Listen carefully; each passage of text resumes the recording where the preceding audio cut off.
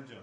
Mikail abi selamünaleyküm. Hoş Aleykümselam, gelmişsin. sağ olasın. Bugün de özdeki en güzel günlerden biridir. Altın gün deyirlər. Altın gün deyirlər. Hicama Evet, altın evet, günü evet, deyirlər. evet. Hə. Bax sen de bu günləri gəldin qardaşın hicam olun. Ne Allah tərifsidir? Allah birinci Murad abdan razı olsun. Aha. Yani duruma koymuştu. Hələ. O durumdan okudum da. Mən də qoymuşum, prosta mənim duruma Sen düşməsə. kısmet olmamışsa kısmet olmadı da kardeşim. Ben olduğunu Hə, bilirəm. bilirəm də hə. Şey. Allah senden razı olsun ki yani buna nasip oldun da bu şeyde. Ne? Ya həqiqətən bu kanalıma böyük bir Allah'ın bir möcüzəsidir kardeşler. Bu yani bu danmaq lazım deyil de bu ne deyirsən. Hələ nə? Böyük şifadır hə.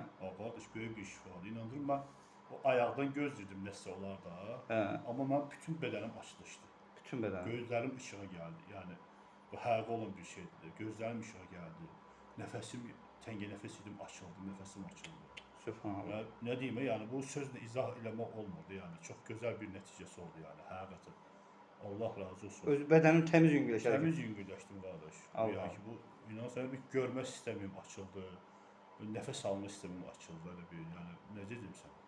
Həqiqətən yəni burada bir yəni iraq olsun, nəsə kiminsə şeytan biz ki ürəyinə şey eləyə bilər də belə ki, yəni Mikail Yalan danışır. Şamxal doktor bir tərifləmək istəyir şeydir. Yox ya qardaş bu yəni şifa verən Allahdır. Şamxal yəni sadəcə səbəbkardır. Bəli, bəli. Elhamdülillah çox gözəl bir nəticəsi oldu. Allah səndən razı olsun. Haqqı demək boynumuzu borcludur qardaşım. Haqqı boynumuzdur həncə hələdir. Allah Boynumuzu razı borcludur. olsun canım. Çox gözəl.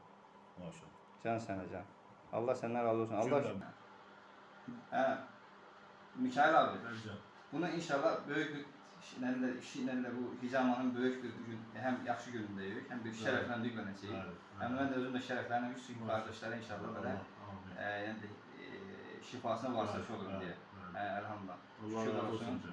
Allah səndən də razı olsun, gəldin. Allah sənə də uğurlar nəsib etsin. Sağ ol. İşlər olun nəsib. Allah razı olsun. Maşallah. Razısan bizdən? Elhamdülillah. Min şükür olsun. Allah razı olsun.